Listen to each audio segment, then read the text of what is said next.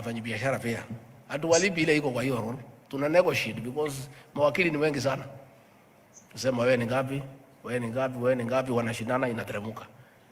It is good to have the remuneration role as a benchmark.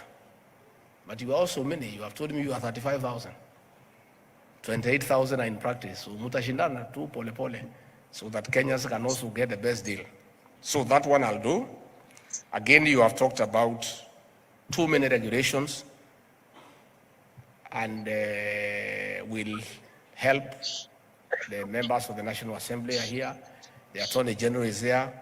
We can agree on how to fast track the review of these regulations so that we can collapse them into something that is making sense, so that we don't have too many laws for the same person doing the same thing. So that is something we can help in terms of fast tracking with the leader of the National Assembly in Parliament, with the Attorney General, with our legal drafters. We can work together and we can help you to fast track that one. The MP for Molo, KK, my good friend, has said about you people being targeted when there are investigations. It is true. Even the procurement people who are here crying the same. It is true, and it's very sad. And I said, and I want once more to reiterate to ACC and DCI, please hire professionals to be your investigators.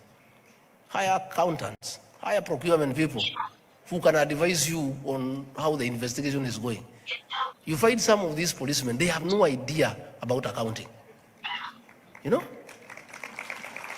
So he is being asked to interrogate you and write statements on things that himself he cannot comprehend.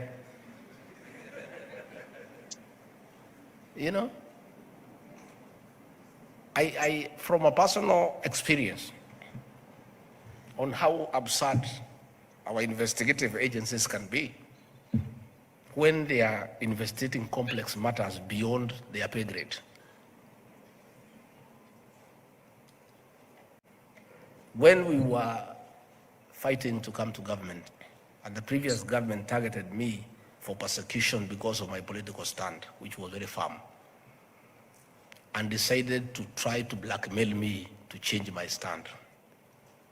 They sent CID officers all over my life to look around my life for 50 years and turn it around and see whether they can get something. When we were fighting to come to government, and the previous government targeted me microfinance for persecution because of my political stand for 8 years, fixed deposit 200 million, and decided to try to blackmail me to change my stand. Money I had earned, they sent CID, saved, put 200 million, and through good advice by accountants, told me, put this money in a fixed deposit and live for the interest. And I stopped working. I put it, I negotiated for 13%.